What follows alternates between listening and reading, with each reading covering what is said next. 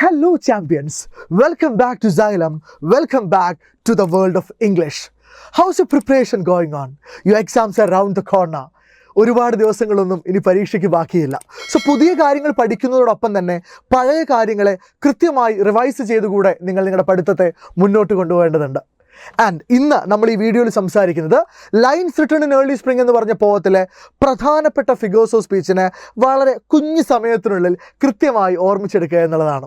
നിങ്ങൾ ആദ്യമായിട്ടാണ് Xylem SSLC channel വരുന്നതെങ്കിൽ ഇനി നിങ്ങളുടെ പരീക്ഷയ്ക്ക് യൂസ്ഫുൾ ആവുന്ന ഒട്ടനവധി വീഡിയോസിന് വേണ്ടി ഈ ചാനൽ സബ്സ്ക്രൈബ് ചെയ്യുക.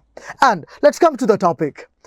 We both know that whenever we are discussing a poem, it is very imperative to know thoroughly about the figures of speech employed in that poem.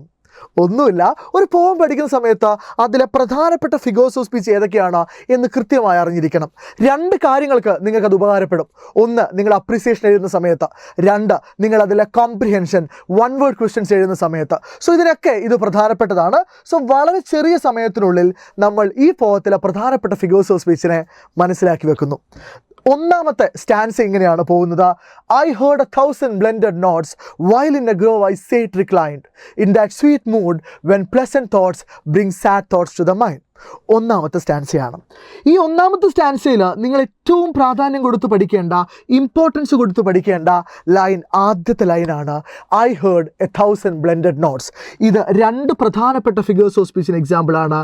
ഒന്ന് ഹൈപ്പർബലിക് എക്സാമ്പിളാണ്, രണ്ട് ഓഡിറ്ററി ഇമേജിന് എക്സാമ്പിളാണ്. ഹൈപ്പർബലിക് എക്സാമ്പിളാണ്, ഓഡിറ്ററി ഇമേജിന് എക്സാമ്പിളാണ്. ഹൈപ്പർബലി എന്ന് പറഞ്ഞാൽ എന്താണ്? It is an exaggerated statement, പെരുപ്പിച്ചു പറയുന്ന ഒരു പ്രസ്താവന. സോ നമ്മുടെ poet William Wordsworth 1,000 blended notes കേട്ടു എന്ന് പറയുമ്പോൾ അത് ഹൈപ്പർബലിക് എക്സാമ്പിൾ ആവുന്നു. രണ്ടാമത്തത് കേട്ടു എന്ന് പറയുന്നത് കൊണ്ട് ഇത് എന്തിനു കൂടെ എക്സാമ്പിളാണ്? ഓഡിറ്ററി ഇമേജിന് കൂടെ എക്സാമ്പിളാണ്. ഇനി ഇവിടെ നിങ്ങൾ ഓർമ്മിച്ച് വെക്കേണ്ട മറ്റൊരു ഫിഗർ ഓഫ് സ്പീച്ചാ ഗ്രോവ് എന്ന് പറഞ്ഞ വേർഡാണ്. നമുക്കറിയാം ഗ്രോവ് എന്ന് പറഞ്ഞ വേർഡ് ഏത് ഫിഗർ ഓഫ് സ്പീച്ചിന് എക്സാമ്പിളാണ്? വിഷ്വൽ ഇമേജിന് എക്സാമ്പിളാണ്. ഏത് ഫിഗർ ഓഫ് സ്പീച്ചിന് എക്സാമ്പിളാണ്? വിഷ്വൽ ഇമേജിന് എക്സാമ്പിളാണ്. ഈ സ്റ്റാൻസയിൽ വേറെ പ്രധാനപ്പെട്ട ഫിഗേഴ്സ് ഓഫ് സ്പീച്ച് ഒന്നുമില്ല. ഇനി നമുക്ക് രണ്ടാമത്തെ സ്റ്റാൻസയിലേക്ക് പോവാം.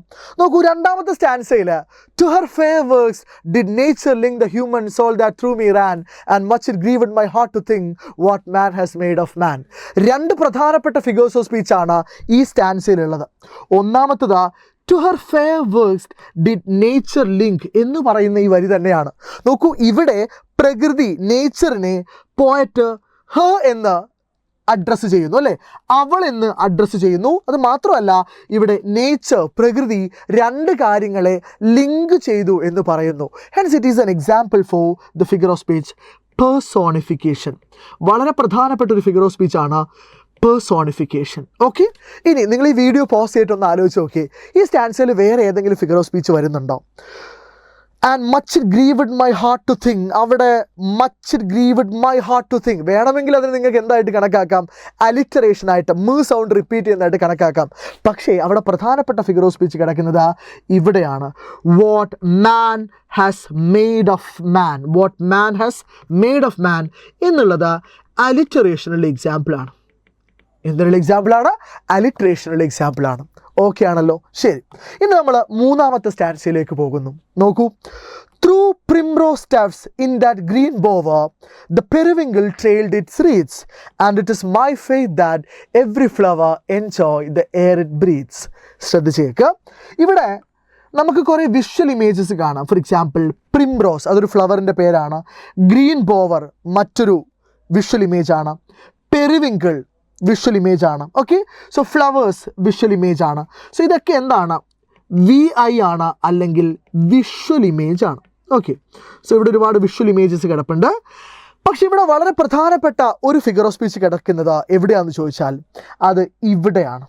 നോക്കിക്കോളെ, it is my faith that every flower, it is my faith that every flower, it's my faith that every flower എന്നുള്ളത് ഏത് ഫിഗർ ഓഫ് സ്പീച്ചിൻ്റെ എക്സാമ്പിളാണ്? അലിറ്ററേഷനുള്ള എക്സാമ്പിളാണ്. ഏതിനുള്ള എക്സാമ്പിളാണ്? അലിറ്ററേഷനുള്ള എക്സാമ്പിളാണ്. കാരണം അവിടെ എഫ് അല്ലെങ്കിൽ ഫ് സൗണ്ട് എന്ത് ചെയ്യുന്നുണ്ട്? റിപ്പീറ്റ് ചെയ്യുന്നുണ്ട്. ഇനി അവിടെ വേറൊരു കാര്യം കൂടെ ഉണ്ട്. അവിടെ every flower enjoy the air it breathes എന്ന് പറയുന്നുണ്ട്. Every flower enjoy the air it breathes. ഫ്ലവേഴ്സിന് അതിൻ്റെ ബ്രീത്ത് ചെയ്യുന്ന എയർ എന്ത് ചെയ്യാൻ പറ്റില്ല, എൻജോയ് ചെയ്യാൻ പറ്റുന്നില്ല, അല്ലെങ്കിൽ പറ്റില്ല. That's A humanly possible activity. So അതുകൊണ്ട് തന്നെ അത് ഏത് ഫിഗർ ഓഫ് സ്പീച്ചിൻ്റെ എക്സാമ്പിളാണ്? പേഴ്സോണിഫിക്കേഷനിലെ എക്സാമ്പിളാണ്. ഏതൊരു എക്സാമ്പിളാണ്? പേഴ്സോണിഫിക്കേഷനിലെ എക്സാമ്പിളാണ്. So stanza number 3 visual image ഉണ്ട്, പേഴ്സോണിഫിക്കേഷൻ ഉണ്ട്, അലിട്രേഷൻ ഉണ്ട് എന്ന് ഓർമ്മിച്ച് വെക്കുക. And that brings us to stanza number 4. So ഇവിടെയും വിഷ്വൽ ഇമേജുകളുണ്ട് അല്ലേ. The birds around me hopped and played എന്നുള്ളതിൽ ബേർഡ്സ് എന്താണ്? വിഷ്വൽ ഇമേജ് ആണ്. എന്താണ്? വിഷ്വൽ ഇമേജ് ആണ്. ഓക്കെ ആണ്. ഇനി നമുക്ക് വേറെ ഏതെങ്കിലും ഫിഗർ ഓഫ് സ്പീച്ച് ഇതിലുണ്ടോ നോക്കൂ. The birds around me hopped and played, അവിടെ വിഷ്വൽ ഇമേജ് തന്നെയാണ്. Their thoughts I cannot measure, നോക്കിക്കോളെ. ദർ തോട്ട്സ്, ഇവിടെ ദർ എന്ന് പറയുമ്പോൾ ദ എന്ന് പറയുന്ന സൗണ്ടും തോട്ട്സ് എന്ന് പറയുമ്പോൾ ത് എന്ന് പറയുന്ന സൗണ്ടുമാണ്. സോ രണ്ടും സിമിലർ അല്ല. അതുകൊണ്ട് എനിക്കിതിന് എന്തായിട്ട് കണക്കാക്കാൻ പറ്റില്ല? അലിട്രേഷൻ ആയിട്ട് കൺസിഡർ ചെയ്യാൻ പറ്റില്ല. But the least motion which they made it seemed A thrill of pleasure. So ഇവിടെ റെലവൻ്റ് ആയിട്ടുള്ള ഫിഗേഴ്സ് ഓഫ് സ്പീച്ച് ഒന്നുമില്ല എക്സെപ്റ്റ് ഈ ബേർഡ്സ് എന്ന് പറയുന്ന ഒഴികെ. ഓക്കെ, ശരി. ആൻഡ് അഞ്ചാമത്തെ പ്രധാനപ്പെട്ട മറ്റൊരു സ്റ്റാൻസയിലേക്ക് പോകുന്നു. The budding twigs spread out the fan to catch the breezy air and I must think do all I can that there was pleasure. രണ്ട് പ്രധാനപ്പെട്ട ഫിഗേഴ്സ് ഓഫ് സ്പീച്ച് ഇവിടെ ഉണ്ട്. അതിന് മുമ്പ് നമുക്കിതിലെ വിഷ്വൽ ഇമേജസ് ഏതൊക്കെയാണെന്ന് നോക്കാം. നോക്കൂ, ഇവിടെ ബഡ്ഡിംഗ് ട്വിഗ്സ് എന്നുള്ളത് ഏതാണ്? വിഷ്വൽ ഇമേജ് ആണ്. ബഡ്ഡിംഗ് ട്വിഗ്സ് ഏതാണ്?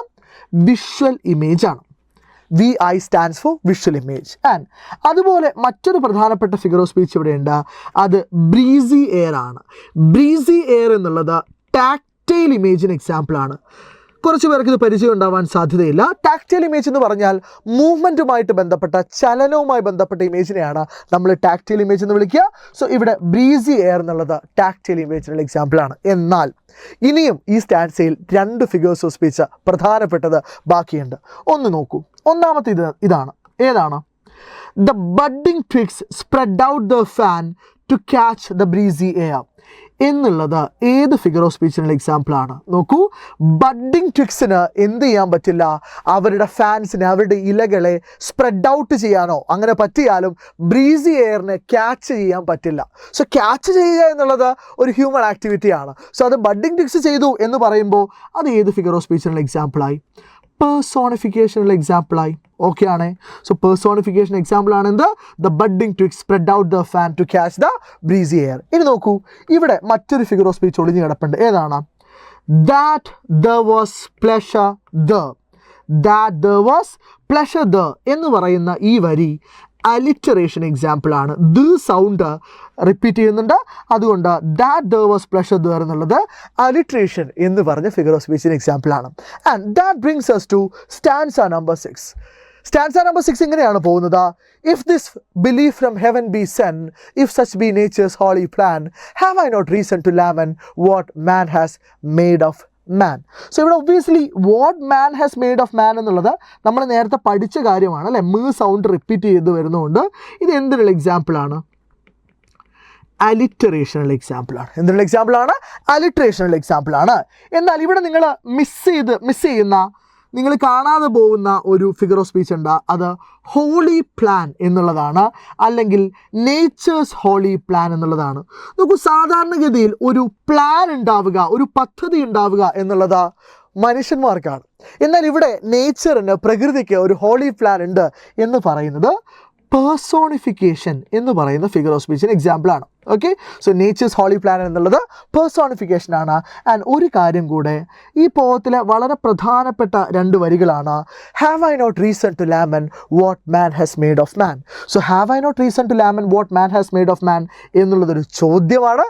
And that question does not demand a specific answer. ആ ചോദ്യം ഒരു കൃത്യമായ ഉത്തരത്തെ എന്ത് ചെയ്യുന്നില്ല? ഡിമാൻഡ് ചെയ്യുന്നില്ല. അങ്ങനെ കൃത്യമായ ഉത്തരത്തെ ഡിമാൻഡ് ചെയ്യാത്ത, നിങ്ങളെ കൊണ്ട് ചിന്തിപ്പിക്കാൻ വേണ്ടി ചോദിക്കുന്ന ചോദ്യങ്ങളെയാണ് നമ്മൾ റെട്ടോറിക്കൽ ക്വസ്റ്റ്യൻ എന്ന് വിളിക്കുക. പലർക്കും കൺഫ്യൂഷൻ ഉണ്ടാവും. സർ, റെട്ടോറിക്കൽ ക്വസ്റ്റ്യൻ എന്നുള്ളത് ഒരു ഫിഗർ ഓഫ് സ്പീച്ച് തന്നെയാണോ? ആണ് സർ. റെട്ടോറിക്കൽ ക്വസ്റ്റ്യൻ എന്ന് പറയുന്നത് നിങ്ങൾ സിമിലി അല്ലെങ്കിൽ മെറ്റഫോർ അല്ലെങ്കിൽ അലിട്രേഷൻ എന്ന് പറയുന്നത് പോലെ ഒരു ഫിഗർ ഓഫ് സ്പീച്ച് തന്നെയാണ്. ഓക്കെ, സോ ഇത്രയും കാര്യങ്ങൾ നിർബന്ധമായും ഈ പോയത്തിൽ നിന്ന് നിങ്ങൾ ഓർമ്മിച്ച് വെക്കണം. വളരെ ക്വിക്ക് ആയിട്ടുള്ള ഒരു റിവിഷന് വേണ്ടി നിങ്ങൾക്ക് ഈ വീഡിയോ യൂസ് ചെയ്യാം. If you have already gone through the poem lines written in early spring. So I'll come back with yet another interesting and informative video. Till then, this is Nasser Faruddin signing off from Xylem Learning. Thank you everybody. Happy learning.